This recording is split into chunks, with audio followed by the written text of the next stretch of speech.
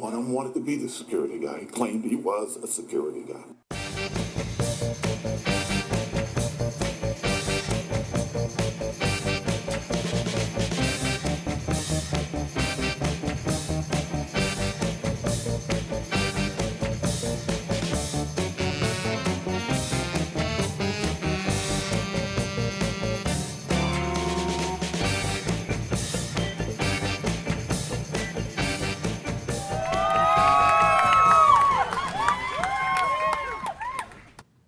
Welcome to an animated version of Security Guy Radio with my co-host. I have two co-hosts today, Mr. Paul Bristow, Eve Serta.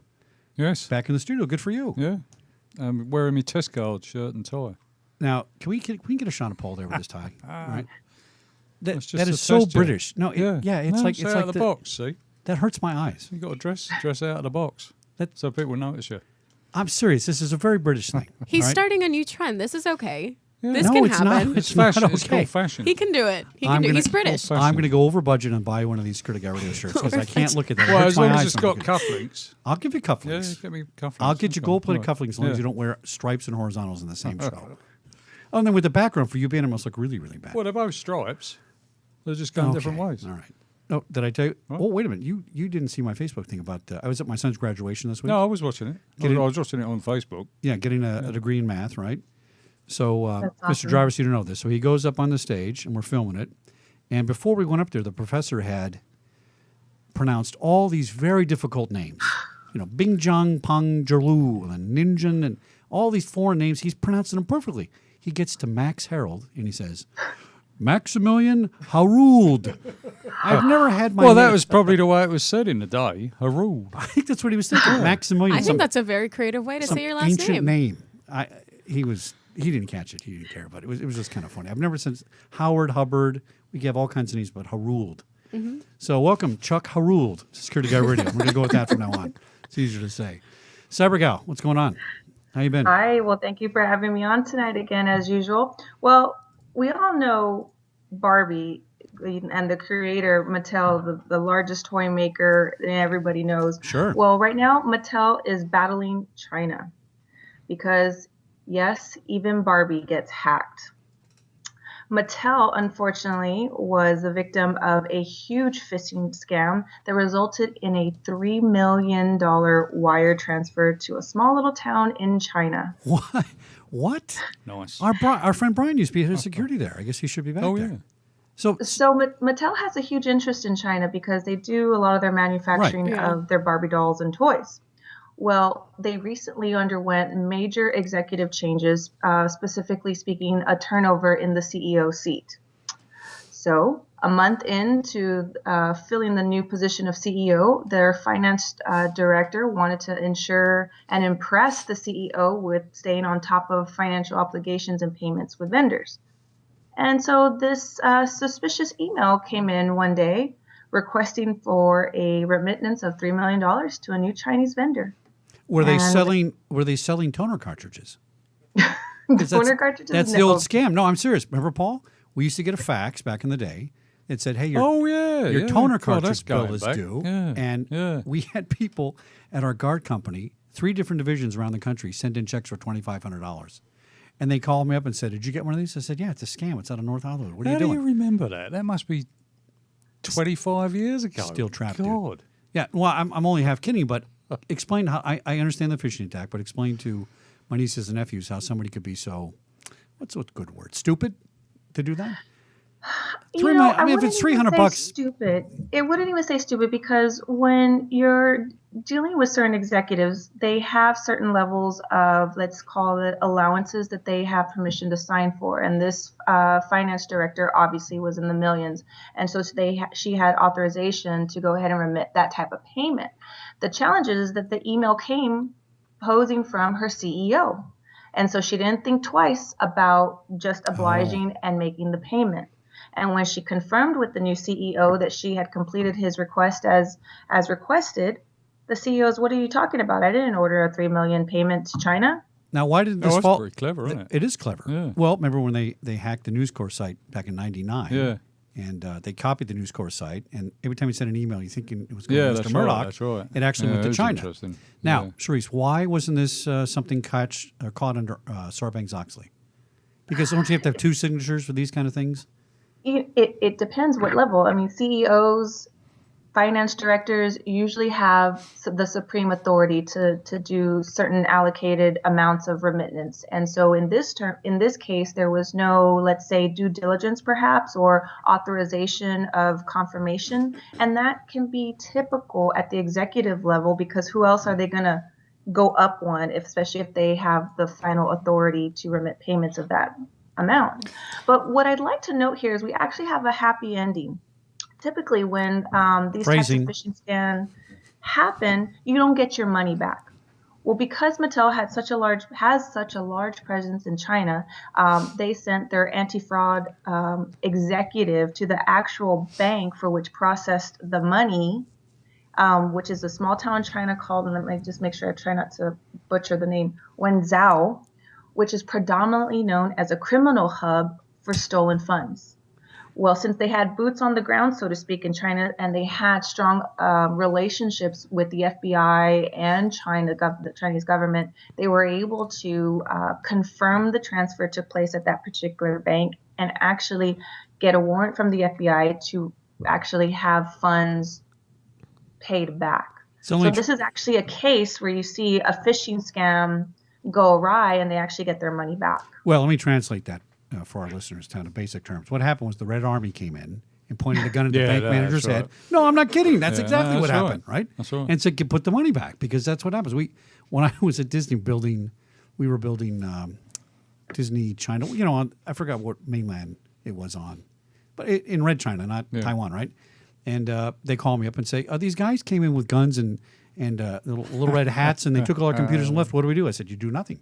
You don't do a thing. You don't argue with them. The Army came in and took all their computers. We never got them back. Never got a phone call. Nothing ever happened, right? So I'm sure that's what happened, but that is kind of a happy ending that went that way, because they don't want to ruin their toy manufacturing contract. Absolutely not in that relationship. I'm sure somebody was the more you for think that. about it, Mattel must have an authorization process for that one woman to be able to authorize But that's a $3 wrong. million That's too check. much. That's It's wrong. ridiculous, isn't it? Yeah, that doesn't make any sense. No. See, what happens when you're dealing with a company this big is that she probably has to sign like 20 things in like 1 minute, every other minute. So she doesn't have time to necessarily look at everything, although that is her job. She probably thought that somebody else looked at it That's very before. interesting. But What happens in phishing scams is that most people are unsuspecting of any kind of malicious intent when they're receiving emails, especially if they're crafted very well in such a way that they look authentic. That's the case for which we're going to talk about next, and that is the rise in phishing attacks in terms of taxpayers and their information. As we know, the tax season has just closed, but there has been reportedly over 40 organizations in Q1 that have reported data theft in terms of W-2 information due to phishing scams. wow. Well, I got a phone call from the IRS and I'm being sued by that. Oh, I've had that one. I said, stand in Same line. guy. Yeah. Pick a number. I've had that 3 times, actually. Yeah, that's a big one going around Do you know too. who the biggest one that just happened? W-2 business email compromise was Sprouts Farmers wow. Market. 10,000 records. Oh. Jeez. Charisse? Yeah, and so and that's a good point. You have in the thousands records of these individuals' information being stolen, and I'm talking social security numbers and all information that you would typically find on a W-2. And one is thinking to themselves, 40 organizations that have now disclosed being phished just within Q1 alone of this year. You have to ask yourself, how is this happening? What is it that, let's say, the employees may or may not be doing correctly to do a due diligence, to ask, and confirm the identity of individuals asking for information via email? Is this employee information getting out or customer? Yes, employee information. It's all employee point. okay. Now, is this on the rise? Is this worse than last year? It keeps going up? It does keep going up, and actually there has been a rise in phishing scams, specifically even spear phishing, which is where we've discussed in the past on this show who the target is. Now, was this spear phishing for Mattel? The spirit. So actually, Mattel. It turns out that they were compromised through a phishing campaign. Corporate emails were used to gather information on the target, as well as social media, that allowed these cyber criminals to craft a particular phishing email or campaign that really targets an individual specifically, so that it looks authentic. Now, the fact that they spelled Mattel metal didn't tip anybody off. I see those. I see these things. You get these emails, right? They spell Bank of America wrong. I mean, really, you guys? I mean, No, but these guys must have done a lot of research. but most Yeah. of those things You know, have to be able to misspellings, get that. typos. Yeah. You know, I mean, But that's just But a volume you thing, would think innit? it's common Yeah. sense, but in all reality, most organizations suffer from some type of cybersecurity awareness. well, it's funny you should mention that. As always, we just happen to have a guest in our studio. No that's gonna way. help it. Isn't it amazing? It's miraculous almost. Beyond me. Jarvis, are you impressed again that we happen to have a guest just happens to be sitting here to talk about that? Welcome, Zach Schuler of NINJIO.com. Now, Zach, your wife called me or contacted me on LinkedIn, and she said, would you look at our product? And I looked at it and I said, this is fascinating. So what NINJIO does is make training films, well, training animation videos, short animation videos, to teach people and raise awareness for cybersecurity. So welcome to the show, Zach. Glad Thank to you have for you. having me. Thanks. Very good. Great to be here. Does Zach get an applause today? Oh, never. There we go. Okay. I was going to give him A a little point. delayed. All right. Now, I really, sincerely, I thought this was a very cool idea, right? And we talked about this before the show. So Security Guy Radio is a little long in the tooth, okay? Both age, and we talk a long time. We go for an hour. But I might shorten that. And the reason I may shorten it is because people's short attention spans are shorter and shorter every day. So when I saw that these are about 4 minutes or so, I thought that's going to make an impact. So give me some background, your background, where you came from. You have an IT background, how you got into this idea. I think it's really cool. Sure. Well, again, thanks for having me. So, yeah, my background is in IT. I started off as a network engineer. At a pretty young age, I started a business called CalNet Technology Group, IT systems provider, managed service provider based out of Los Angeles. Currently have just over 100 employees. Started that business at the age of 21. Got busy, hired a guy, got busy, hired another guy, grew it to about 85, 86 employees when I sold the business in 2013. How long did you have the business? Like 20 years? I had the business for 18 years. So you start. That's unusual to start that type of business back in the day. Well, it was Windows 95. Yeah. Had just come out. Right. So it was 1995 that I started the business. And so a lot of people, the business actually started out of Circuit City. So I was selling computers. People would say, can you come to my home, set up my computer for me, show me how to use it? So I started doing that.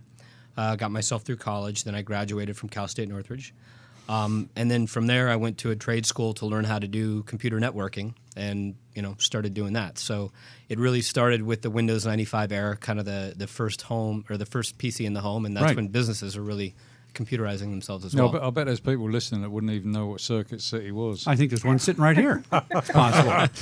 I know what Circuit City is. I actually- ages, that's right. Yeah, I gave a speech to an 8th grade class today, and I said, raise your hand if you've heard of Circuit City, and there wasn't a hand that went up. And I said, it's kind of like the Best Buy. They're like, okay. Yeah, that's I get true. that. Yeah. Now, where's the spark that kind of came up with this, putting what you did in the past with this idea Yeah. for NINJIO? And where'd you come up Well, with that? so here's what's crazy is that in my old business, we were tech guys, right? We were putting in these crazy firewalls and just all this really good security stuff. And the company still does that.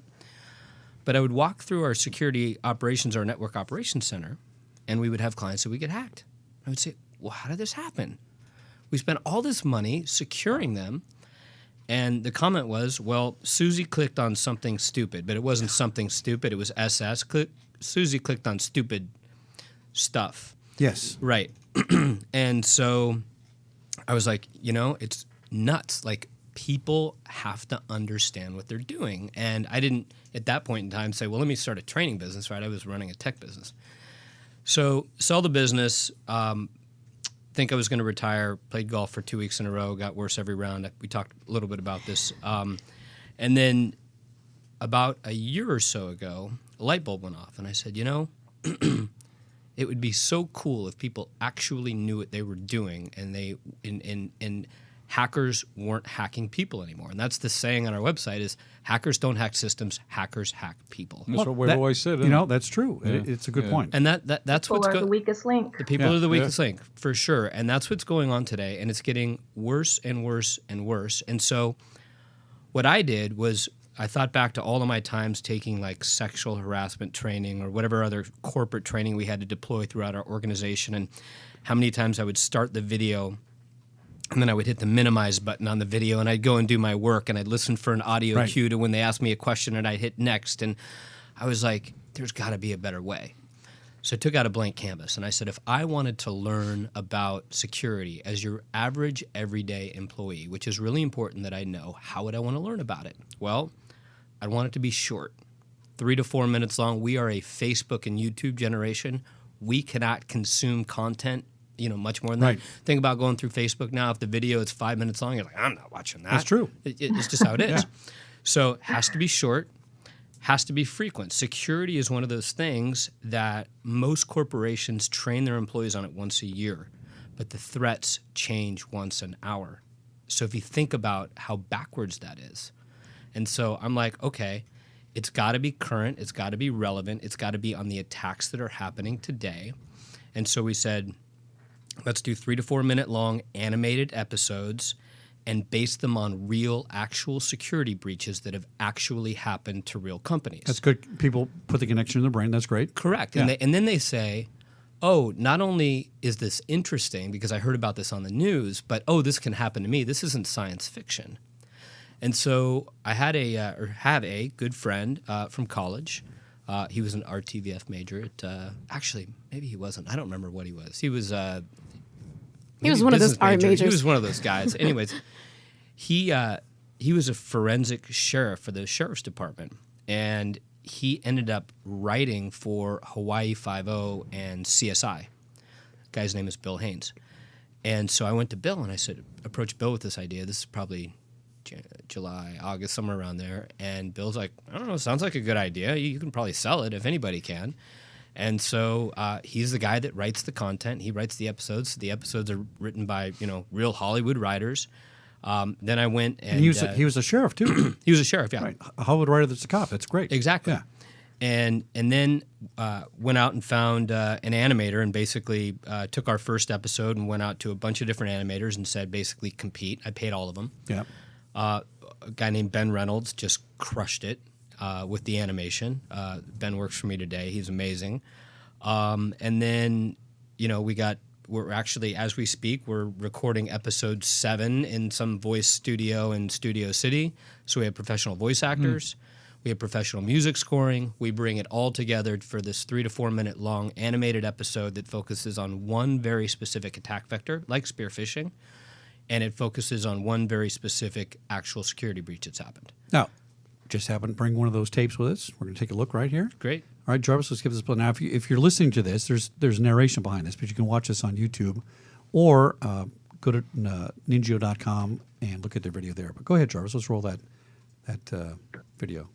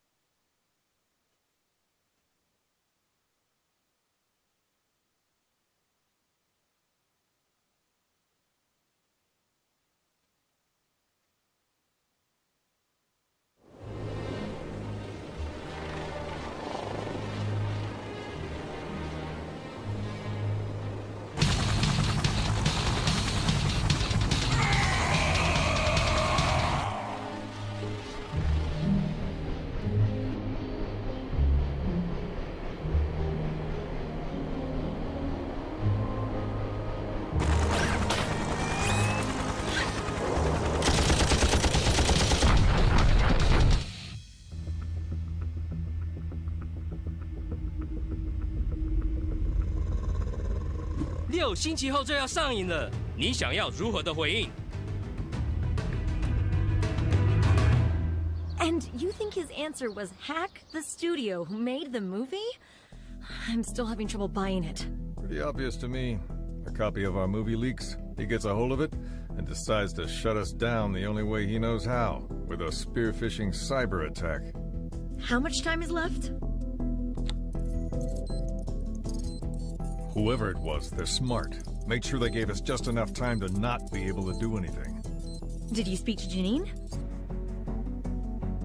As the chief security officer, it's my job to inform you of the breach. I just can't believe I fell for it. I mean, I'm really careful. That's part of what makes spearphishing so effective. Do you remember getting an email from IT requesting you to click on a link for some new HR software? Here's the email I got from what I thought was our company's IT department. Notice the email address. While the from portion says Sunny Pictures IT, if you look at the actual email address, it's coming from sunny-pictures.com, not our standard sunnypictures.com. Also, look at how bad the grammar is.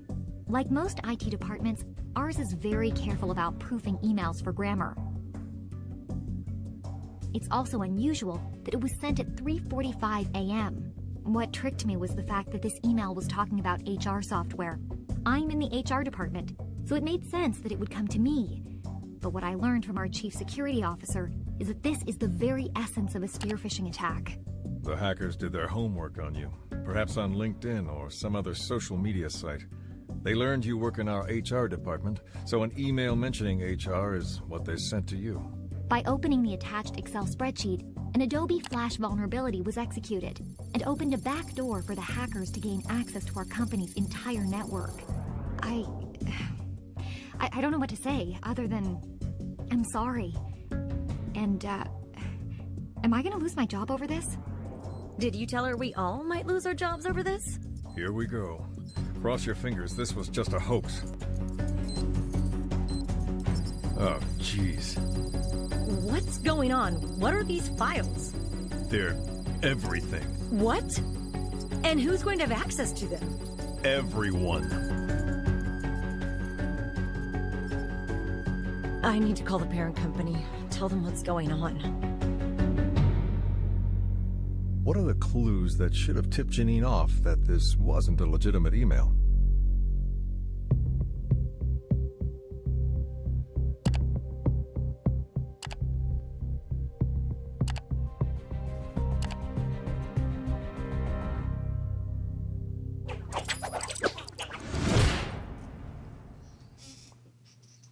Well, that's really good. That's brilliant. I think we should go to our woman on the street for an opinion on that. Phrasing, wait a minute, that wasn't the right way to say that, was it? But now you do watch cartoons on Saturday morning in your Star Wars pajamas and eat Fruit Loops, absolutely. right? So, as a cartoon enthusiast aficionado, how did this appeal to you? I actually really liked it. I was very into it. It so is, that's right? very good. Yeah. Yeah, I was like, oh my gosh, I'm concerned. Don't get fired. Well, and you're the generation with the short attention span. Yeah, so so this is held good. you for 4 minutes. Did you 4 want minutes. Did you want to see more? Yes, I did want to see more. What might you have wanted to see after that? I mean, like more answers and more in-depth descriptions, or what? Well, I just like the videos in general. I mean, I know you're supposed to do the questions after, but Yeah, the videos are very entertaining. There was So it's some very good. dead air you can't see on the video, but if you're on YouTube and watching it, there were some checkoffs that were going click and answering some questions. Zach, I just think it's great. I thought it's great. I really enjoyed watching it too, because what I really appreciate about the approach is you take really technical concepts and you simplify them down for a very easy, digestible way of understanding a technical, complex issue. Now, Shreese, did you notice that the guy with the deep cop voice and the girl weren't not dissimilar to security guy and cyber gal? I could see a security guy, cyber gal cartoon. Jarvis, am I right? Yeah. Okay, right? Very I good. would love for that to happen. Zach, we may contact you after that to do a little security guy promo video. That was very, very well done. Very well done. Well, all right, so let's talk about what other types of cyber, I guess, education you're going to be approaching in the future. You've done about 8 videos so far.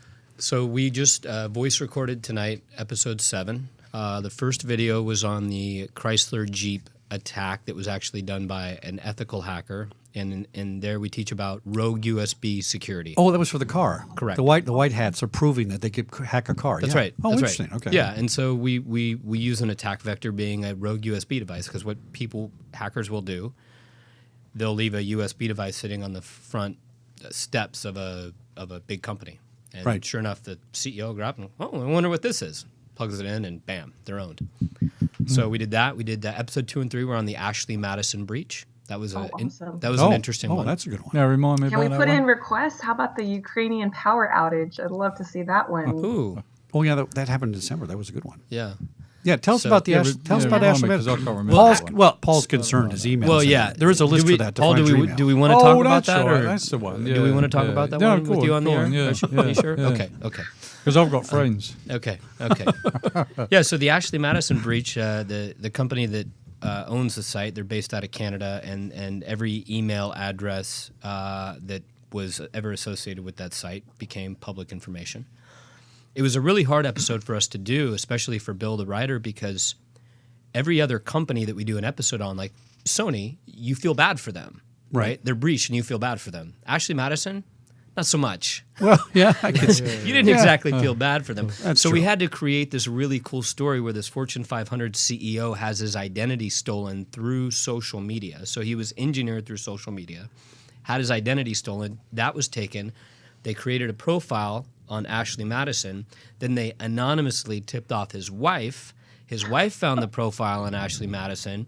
She walks out with baby in hand while they're doing like this live interview on him, and it's a great story. It's a 2-parter. And you've just given every CEO in the country an excuse now on what to tell their wife. Well, when that so happens. that's right, and so I'm sure that's been used. That's exactly right, and the whole point of the hack in the story was that the hacker wanted to bring down Fortune 500 CEOs. Right. He was a hacktivist, right? He wasn't doing it for money, just trying to bring people down. Now, So, is there a way that Chuck can stop his email getting out from that site?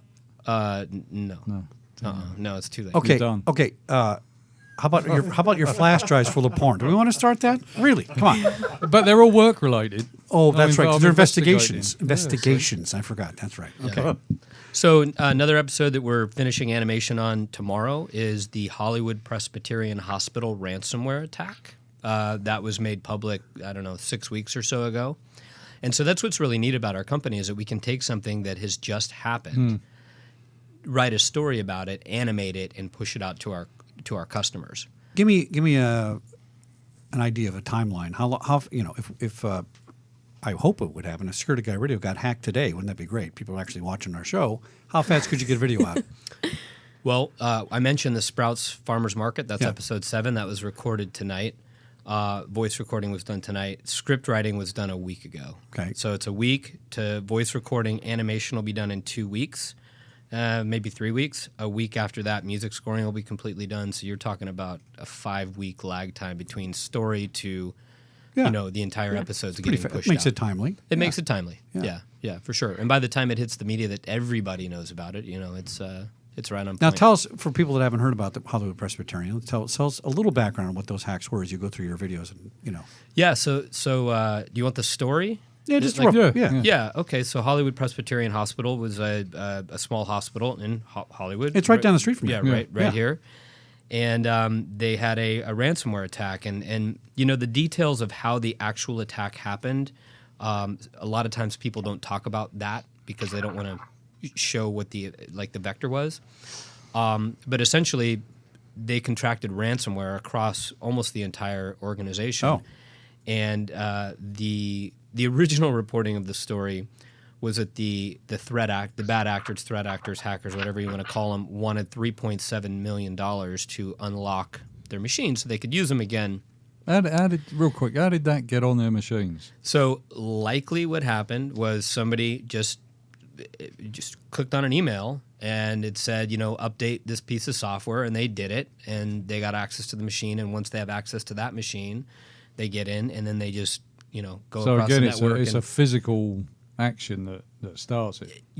A person. 99 times out of 100, Yeah. it is a person that starts it, yes. So IBM reports that 95% of security breaches are due to human error. See, that's what we've always said. Well, It's all physical. We were saying that back in Yeah. the day. Yeah. And what's crazy now is when we talk about what's called business email compromise scams, which are the wire fraud, the W-2 stuff that we've already talked about, those you don't even have to be a hacker. So in episode 7, we're talking about W-2 business email compromise.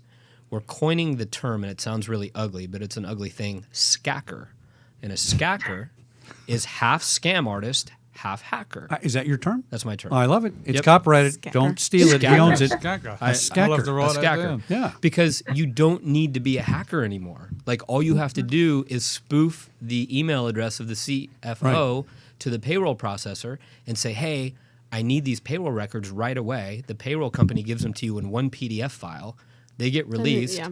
And that one PDF file gets into the hands of the wrong people. You get 10,000 tax returns filed, and all of a sudden you're a worker, and you're like, oh my gosh, my tax return was filed on my behalf from some guy in wherever, So not in the U.S. I guess I was a skacker at one time. I must say. Were you? Well, no, I was. I unfortunately. And by the way, my mother didn't raise any dumb kids, but but I'm no genius. Okay, so let's just say I had an incident at a business who may have, let's say, borrowed one of my scripts that I wrote. And so what I did is I spoofed through Outlook. You can go in Outlook and you can change the name as it appears. You can change a bunch of things. And I just put my name in as the person who had stolen my script. And I sent that email to somebody that was involved in the script stealing. And they started talking to each other. And I started a whole conversation with them. And this person thought they were talking to that other person. And I didn't steal anything of information. But back to the end, I said, thanks for admitting that you stole my script. Thanks a lot. Right? Did you sue them? I did not. But they Did you know beat that, them up? But they knew that I knew. And by the way, they did not make the film. They had started production with a major star, and they didn't. But not difficult to do. And these are people at a studio. They're not. They're smart people, and all they did is look at the name that said it's from Chuck Harold, and they said, "Oh yeah, I know Chuck Harold. I'm going to open the email." So this isn't like you say, super sophisticated Russian spies doing the stuff anymore. That's right. It's kind of basic stuff. That's right. And then if you're smart, you can click on view details and you can look at where that came from and all kind of thing. But this is why I'm so passionate about these things. This stuff's been going on a long time. Answer me why it's on the rise. Are people catching on to it? I mean, it's just so easy to do now? I think it's just it's just so easy to do, and people don't. Why rob a bank when you can just grab a computer? Yeah. And here's the other thing that happens. I was at an FBI conference a couple weeks ago, and a buddy of mine's a special agent, and he says that when something like a business email compromise crosses multiple jurisdictions across the U.S., all of a sudden nobody's responsible and nobody will go after it. And there's so many of these things that are happening now. Like businesses every day are going out of business because they've been wire fraud, because of the business email compromise, wire fraud stuff. And there's so much of it. It's like, he's like, it's just like, It is plugging overwhelming. holes. Well, it's overwhelming. It's like the terrorists. It takes about, what was it, Paul, 14 or 24, I can't remember, FBI agents to follow one terrorist. Yeah. And we have hundreds of 24, terrorists, and yeah. we have 2,000 FBI agents, right? So it's just not possible. Well, Billions yeah, of attacks. and we have millions of skackers. Right. So how are you going to follow those guys? Right. Ms. Shreese, you were talking about ransomware last week. What case was that? Yes, was and Trump, it was wasn't it? actually Trump. we Trump. did discuss the Kentucky hospital, which was a very similar case to the Hollywood Presbyterian Medical Center, and that's basically where they just totally took down their system for several days. Bringing down a hospital system for several days can cripple any business hospital, much less jeopardize the patients that are there. Now, here's maybe we don't know the background of this, but Hollywood Presbyterian, it's not a large hospital, and I'm not sure if it's part of one of the big mega hospital owners, but it's always been kind of a quaint local hospital. Not super sophisticated, right? It's not like going to St. John's or UCLA or something. Do we know if they were successful in getting some money out of them? They were. So it was originally reported it was $3.7 million is what they were asking for, but that was not correct reporting. There was like some Bitcoin to U.S. dollar currency screw up there. Long story short, they got just under $17,000 out of them to pay the ransom. Yeah. See, Shreese, you were saying last low, week. isn't it? Well, no, really not. See, it's like the kidnappings in Mexico, right? They kidnap you. They call your brother-in-law who's at the Express hotel and say, kidnapping, yeah. "Give me $500 and we're done," because I can give you $500. So let's do volume. Let's do 100 kidnappings today, right? So, Shreese, it's really these things are getting to be a lower entry point for the ransom money because. Hey, why wouldn't I pay $1,500 so I can get everybody back to Well, work? plus the fact they don't report it if it's only And then report it, 16 right? grand or Right. whatever. Yeah. Exactly, and there's so many variants of different type of ransomware that keep coming out onto the market, and the unsuspecting user that doesn't confirm or clicks on those links, it takes seconds to be compromised. But so I want to get back to utilizing this approach of training to craft a certain message that's easy for an employee that's non-technical to understand and maybe think twice. Zach, talk to us about how companies can utilize your training awareness courses for their own purpose. Yeah, so essentially the business model is we sell this content to major companies. We sell it on a per user per month basis. We hope that companies view it kind of as a rounding error. It's really not that expensive. Rounding error. That's right. very good. So the key in the business model is get lots and lots of companies to buy Sure, it, right? yeah. And that's the key, because the more companies we have, the more awareness that's out there. And so that's essentially it. We've got kind of two different ways that it can get delivered. It can either be delivered through our cloud, through our own learning management system, which is where the smaller company, generally less than 2,500 employees, that's how they would buy it, and then deliver it that way. And then they can measure like who watched the episode, who didn't, when did they watch it, how long did it take them to complete it, to answer the questions correctly. Okay, that's all very that sort of important. stuff. Yeah. Yeah. So from a compliance standpoint, they can track who did what. Then for our larger customers, That's on your cloud doing that. correct. Okay. For our larger customers, we'll just hand them what's called a SCORM file, which is basically like a file that gets plugged into an internal learning management system, and then they plug it in and they can do all the measurement on their own. Now, how do you protect the copyrights? Maybe not the best way to say it, but in essence, it's intellectual property. It is. And once it goes on the web, it's kind of like, how do you trust the client not to say, hey, let me email it to my buddy and show it to them for free and stuff? I like the way that you give the file to the big corporations. They're going to protect it internally. And I think it might be an issue. I mean, you can watch what we just watched. It's public on Vimeo right now, and so we don't release every episode that we do publicly. Sure.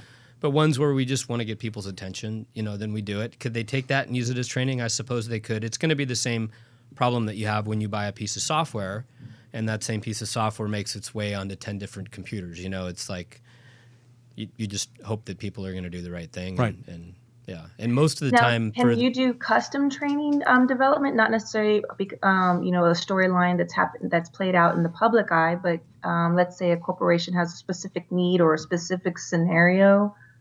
Oh, that's a good idea. Yeah. Yeah, customize. If somebody hacked the station, we're going to sit down and do internal training and help you write a script for them. That's right. Yeah. We're not doing that yet. That will be on the roadmap of the business at some point.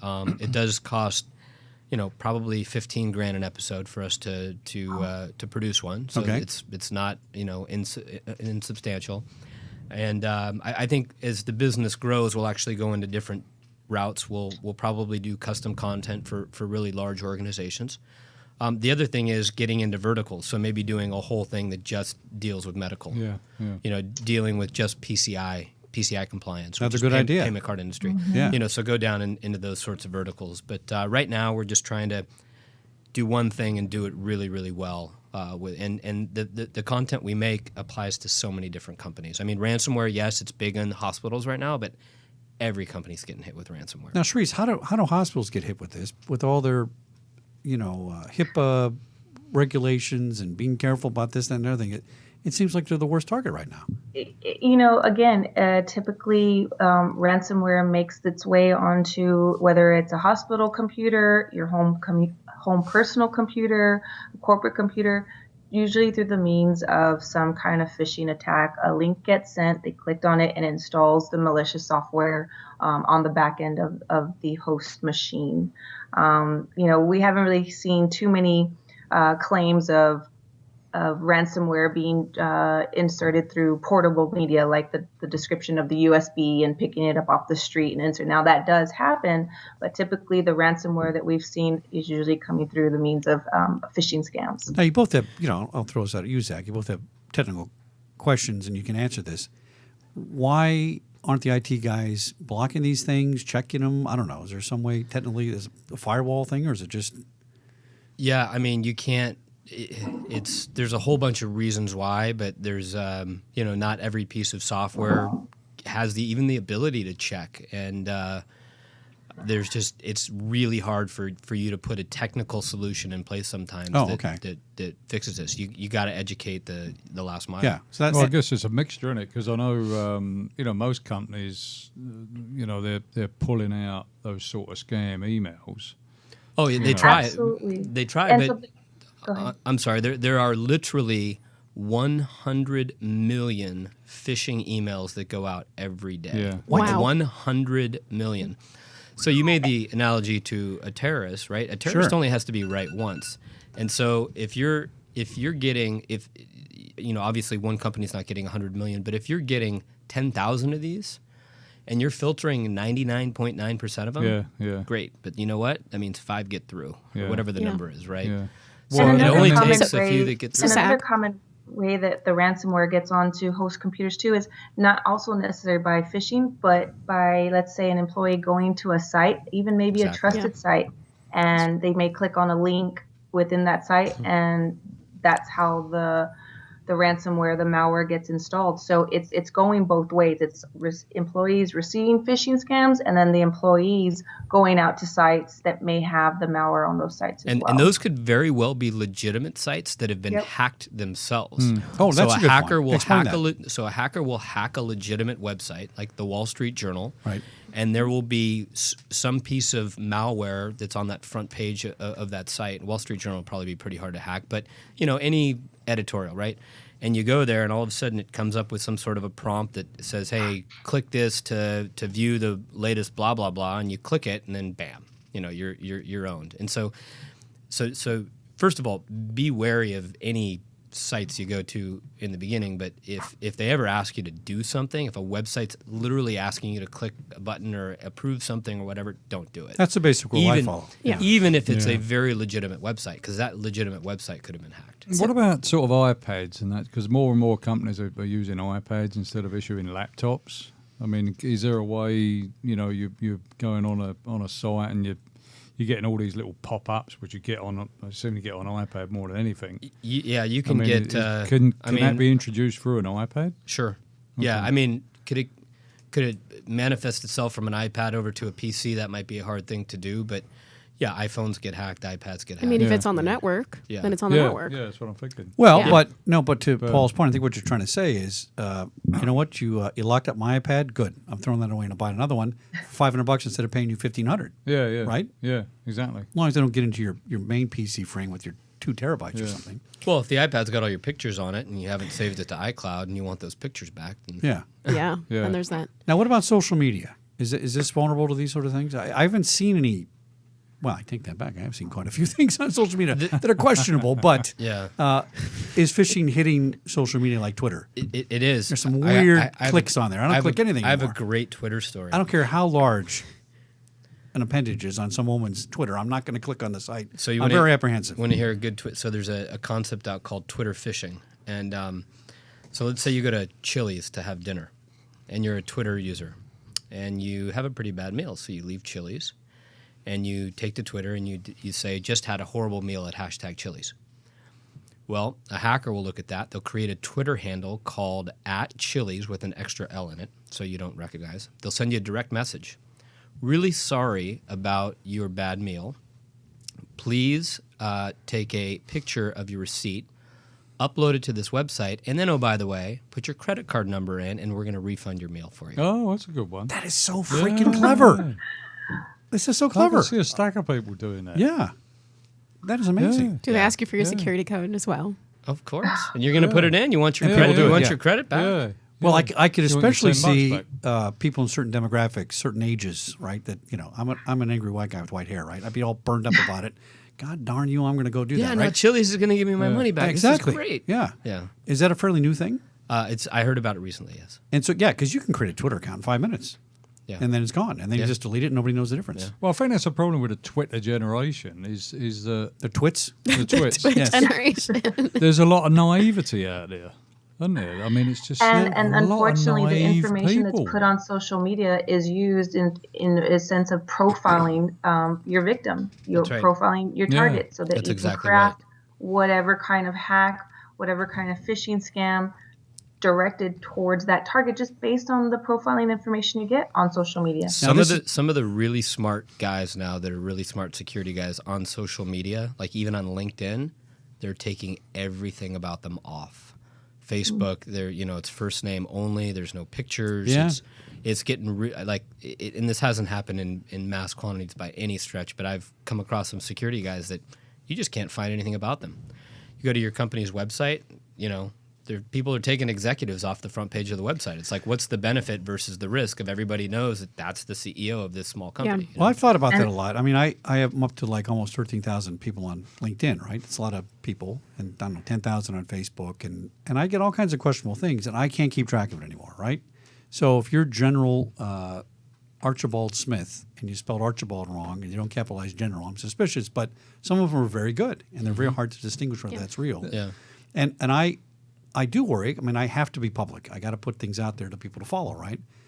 And Well, a lot of us do. I mean, we all need a LinkedIn nowadays. They always ask you for LinkedIn no matter where you're applying. The problem is, You know? once you're on there and you've been on there for a couple of years, I don't care what your profile is now. It's all out there. Yeah, You know, the it only is. way Yeah. of doing it. I mean, we used to have this with talent. Once they got the name out there and Right. their information out there, it was no good trying to close that door, the barn door, after the horse had gone. now, why You hasn't know. anybody thought of two-way authentication for phishing scams, right? In other words, I don't know how this would work. I'm just throwing this out here because my brain's not too big. You bring up a great concept, and in terms of the two-way, the premise behind it is that you double check and you're authenticating whatever is on the other end twice by two types of methods of identification. Right. That is the due diligence part that is missing in most cases. For example, when someone gets a phishing scam or a request to disclose personal information or to do that wire transfer, why isn't someone asking, we need to confirm this identity and figure out the right process to do so? Is it technically possible to do? The way I would think of it, and this is oversimplified, would be I get some email that has a link that I can click, but you know what? My corporate policy is you're not clicking nothing until IT looks at it.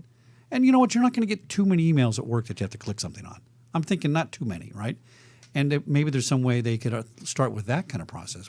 That could be done, right? That's a policy, though, and a policy has to be followed by a human. And so Right. there again, you fall back onto the human to have to follow the policy. Well, I think you can write some code that says I'm pulling your email off the server because it has a link on it, and I'm going to hold it in quarantine until we verify it. Charisse, is that possible?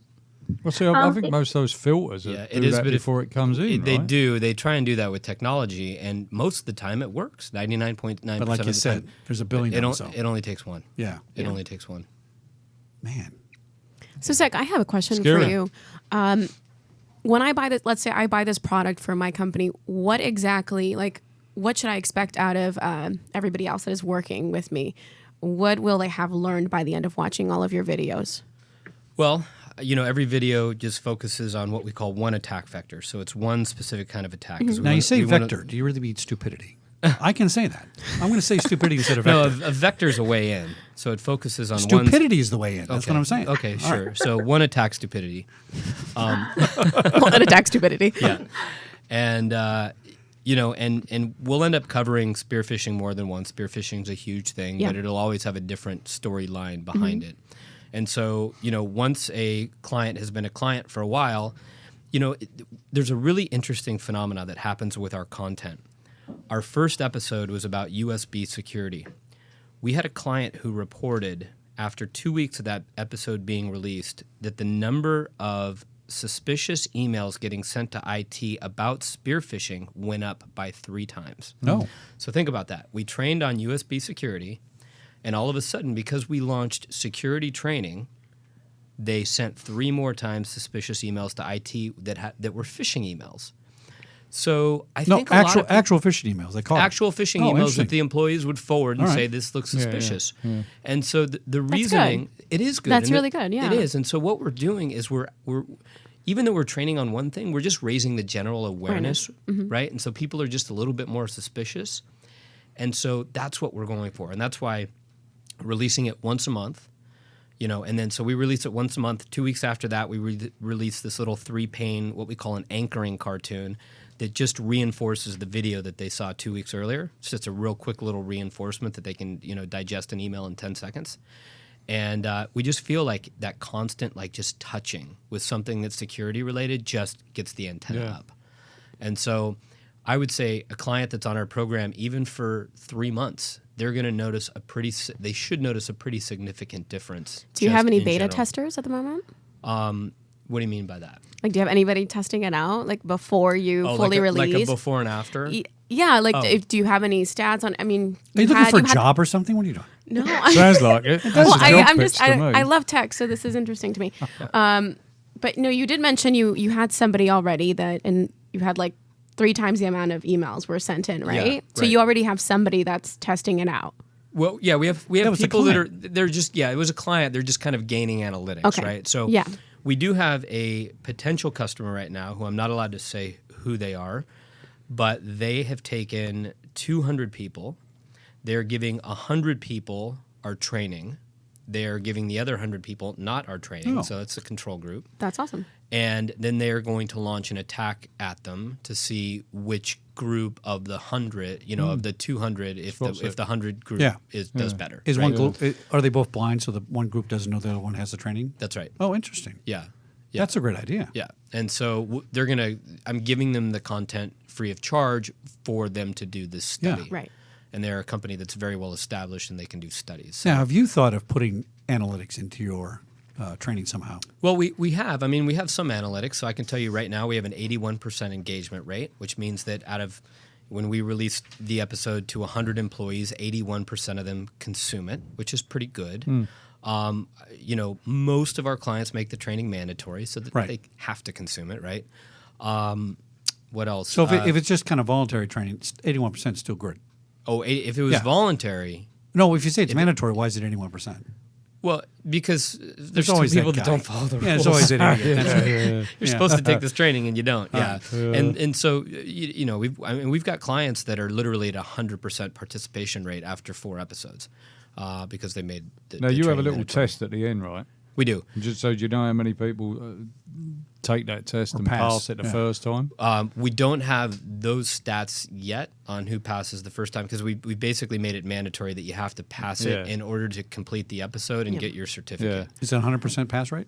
Well, you have to get you have to, 100%? you have to get- yeah. eventually So get they 100%. keep So on you, going. you can keep guessing until you get it right. Yeah. Then that completes the episode so that you can. Now, are move you on. just in the US, or are you looking at? No, we expanding, have or- clients outside of the U.S. Oh, okay. What sort of countries? What? Australia, Japan,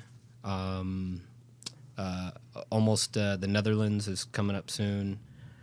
That's probably UK. So is there? I mean, is there the same sort of response there? You're getting the same sort of. Honestly, we response don't with have people? enough clients outside of the U.S. to tell. Because it's the same problem the world over. It isn't is. It is in the entire world. Yeah. You got to do one in Brazil and put Security Guy Radio on there. There you go. I have a huge following in Brazil Portuguese. for some reason. You just want to go In to Brazil? Brazil? No, we have United States is 1, UK is 2, Brazil's number 3 for followers. I have no idea Wow. why. That's crazy. I don't Yeah, know. I have weird, good friends isn't from Brazil. Very interesting. Yeah. This I is don't know. It's the Olympics. no, it was Is it all that always in Brazil? from the beginning. It's been Brazil. I'm not sure what that is. Very strange. Yeah, we got some weird Yeah. places, haven't we? We do. South Africa was a big 93 one, wasn't it? countries. Yeah. Yeah. A lot of Middle Eastern countries, unfortunately. Yeah, there is. Just actually. kidding. Just kidding. We love you guys. All right. Now, let me ask you a question about how the video runs. So, California Chamber of Commerce has a website. They have a very good sexual harassment training module. The law says it has to be 2 hours, right? So, what I used to do before they fixed this was, like you said, I play the video. I'm doing something in the background. I go click, click, click. I get all the or I would skip forward to the answers and do a Q&A, and I get them right. That's right. Because they're not too difficult, But now what happens is you play the video, and you have to watch every friggin' minute, and it goes for 10 minutes and it stops, and then you got to answer questions. You cannot fast forward. Right. Is your video? Are your videos like that? It's only 4 minutes, not 2 hours. It's exactly but- like that. We do not have. All we have is a pause button. Yeah. There's no rewind. There's no fast forward. It's just a pause button. See, You 4 can minutes pause is it. a no-brainer. If It's a you can't- no-brainer. No one's pausing it anyways, Do you, unless you get a do you phone control call. the volume as well?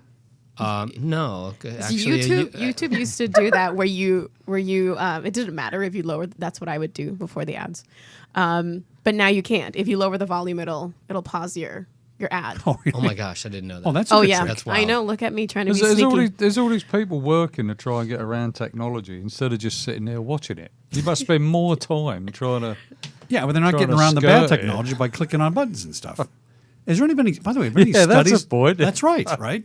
Any studies on why people fall for this stuff? I mean, in 1996 when the internet was new, I could see you falling for it, right? But I mean, really, It looks legitimate.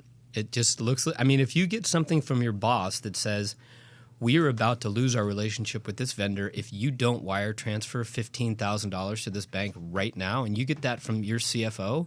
Do you question them? So are those more of the phishing attacks? Is now more? Now, explain that word to me, Sharice. It's we social hack people. We get the background. Social engineer. Social we engineering. profile Right. them. We call them up, maybe. Yeah. You craft a specific attack using all the information that you can gather. For example, Mattel. It was widely publicized that there was a CEO replacement. So within that first month, the attack took place. Why would that attack be so get executed the way it did? Because the turnover, there's change in operations. People are, it catches you off guard, basically. So people, my question is there more spear phishing or phishing from individual to individual, or is it Bank of America saying you're overdrawn, send me some money? Used to be companies, right? At first, it was kind of companies trying to get in there. And there still is that, and I would say that there's still more phishing attacks because those are a lot easier to do, and you can do those. It's casting a much wider net. Put out $1 million of them, and grandma clicks on it, and that's it. Right. Whereas the spear phishing attack is really honed in on. Spear phishing means an individual, probably. Yeah. Okay. Well. Yes. Yeah. All right. You know what the true issue is? There's an internal problem with people that you get something, and this goes with everything, and it doesn't feel right, but they haven't got the ability to say, you sent me this email, but there's something wrong with it. Because I guarantee you the person that flicked on that, the one from Mattel that paid the bill, thought that it wasn't right. It's a hot stove. Well, the other thing with emails. But you got that fear that old, the thing of something's not right. If it doesn't feel right, then don't do it. Well, it's not just that. A lot of people don't realize that it's not illegal to email anybody's email. It's just like I can send you a letter to your home. Well, I can send you a letter to your email, and there's nothing illegal with that. So it's like you just get so many things that you just don't know what's going on anymore, I think. And sometimes you get like those sales emails. Have you ever had any of those? You don't pay the Nigerian one, do you? Some people still do. Well, that's true. That's true. I mean, my basic rule is I just delete it. And guess what? If it's real and it's important, somebody's going to call you and say, "Wait a minute," and respond. I mean, that's what's going to happen if you delete it? Nothing. If it's legit, you're going to get a follow up on it, right? That's true. That's very true. Oh, my hair gets. Have you noticed my hair is actually whiter since I started the show? I thought you was dying it. I thought it was just the blue background behind you. I was salt and pepper. It's just white. Every time I come on the show, I get more and more worried about all this stuff. What about mobile stuff? Real quickly, Sharice. Bring your own device, or Zach, issues with that. Have you done any shows about bring your own device? Because that's now where people bring their own cell phone or smartphone because it's cheaper for the company, lets you pay for your own, and they give you an allowance for it. Yeah, I mean, the BYOD thing is an issue because it's much harder for you to control somebody's personal cell phone than it is a company-issued cell phone. Now, that being said, any smart company is going to put a piece of software on there. It's called MDM, Mobile Device Management Software. And so they'll have a requirement that says for you to bring your personal device, you have to install our MDM software on there so that we can monitor and manage it for you. But what we're hearing, Sharice, is that what was the number? 50. The show we did a few weeks ago. Over 50% of these hacks are bring your own device enabled, right? Maybe not spear phishing, but I mean general hacking. A lot of it happens on the mobile stuff now. Yes, and unfortunately, with the what's coined as BYOD is that you have different variants of mobile devices running on different operating systems, whether that's Apple, whether that's an Android, etc. And then those applications that are running on those different OS are actually the attack vectors that open up the holes to the network that aren't being secured by some software. And so then you're opening up emails, work information, and exposing that on your mobile devices, and you don't even know what applications are posing the biggest risk on those individual BYOD devices. I think if you open up your work email on your phone, it's not the same as sitting at your desk because you might not notice the result because you're not in the office. There's probably a different response, like you just go past it. It's a different format, too. It shouldn't be on your No, it shouldn't be. It's a simple. What do we got, 30 seconds, Mr. Jarvis? All right, Zach Schuler, NINJIO.com. Fascinating subject. I love this product. I think it's great. Thank you. We'll put this out on social media for you. Hopefully, you won't get spearfished or anything like that. I'm sure I will. Sharice, he probably will, Sharice, we gotta have him. We gotta save our money and have him do a Nice a commercial meeting you, for Sharice. us. Little Absolutely. Thank you, guys. Cyber Have a Gal, good- Paul Bristow, Cheers. Serta, my Bye. canary in the coal mine. Thanks for coming in. We'll see you next week on Security Guy Radio. Cheers.